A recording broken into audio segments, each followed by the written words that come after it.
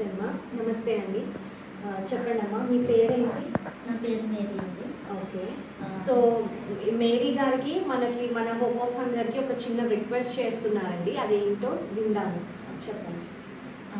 నా పేరు నమస్తే, నా పేరు మేరీ. మేము రూమ్ తీసుకోవడం జరిగింది. చాలా రెంట్లకి మారుతా ఉన్నాం. మా హస్బెండ్ కొంచెం హెల్త్ బాగోదు.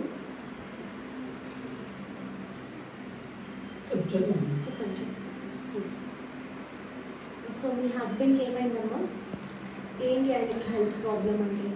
బాధపడకండి, మనం సహాయం చేయడానికే కదా వచ్చాము. బాధపడకండి, చెప్పండి.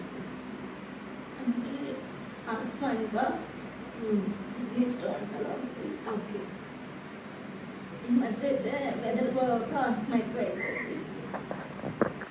కరోనాలో అయితే సార్ చెప్పినట్టు అందరూ చాలా స్ట్రగుల్ అయ్యారు. మేము కూడా చాలా బాధపడుతున్నాం. సో వాళ్ళ హస్బెండ్కి వచ్చేసండి అసలు హెల్త్ బాగోదు. సో వాళ్ళ కుటుంబం మొత్తం ఈవిడే I think she is the only source of income.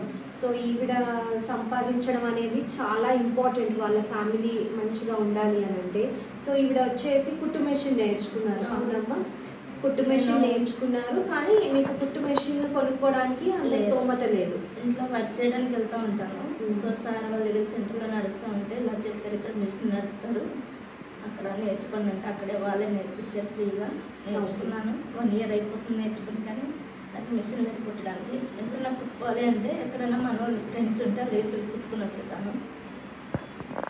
ఇప్పుడు మీకు కుట్టు మిషన్ ఇస్తే మీకు జీవనోపాధి ఉంటుంది, అంతేనా? హెల్ప్ అవుతుంది అంటారా? చాలా